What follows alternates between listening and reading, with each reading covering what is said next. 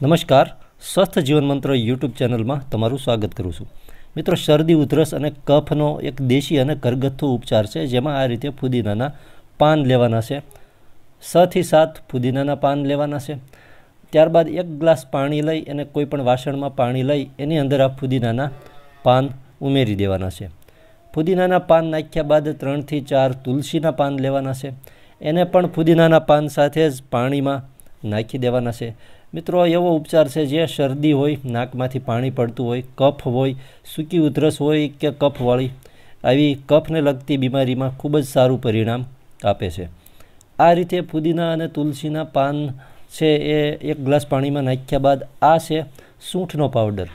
ઘરે સૂંઠ લાવી અને ખાંડી અને મિક્સરમાં વાટી એનો ઝીણો પાવડર કરી અને 1 ચપટી સૂંઠનો પાવડર પણ આની અંદર નાખવાનો છે, અથવા તો 1 ચમચી હોય મોટી ચમચી તો એનો ચોથો ભાગ એટલો સૂંઠનો પાવડર છે એ આની અંદર ઉમેરવાનો છે।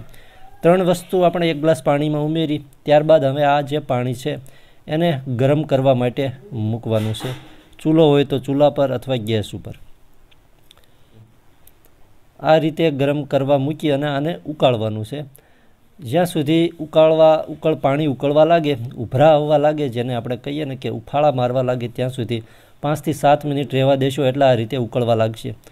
આ રીતે ઉકળવા લાગે એટલે આ પાણી છે એને આપણે ગેસ બંધ કરી અને ઠંડુ થોડું પડવા દેશું।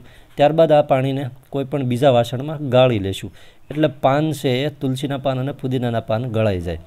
હવે આની અંદર એક બીજી પણ ઔષધિ ઉમેરવાની છે અને એ ઔષધિ છે એનું નામ છે મિત્રો મધ, દેશી મધ। હવે આ એવો ઉપચાર છે જે શરદી અને ઉધરસમાં ખૂબ જ સારું પરિણામ આપે છે। પાણી થોડું ઠંડુ પડે પછી આની અંદર મધ છે એ ઉમેરવાનું છે। મધ છે એ લગભગ 1 ચમચી જેટલું નાખવાનું છે। દેશી મધ હશે તો ખૂબ જ સારું પરિણામ મળશે। મિત્રો, 1 ચમચી જેટલું મધ ઉમેરીશું।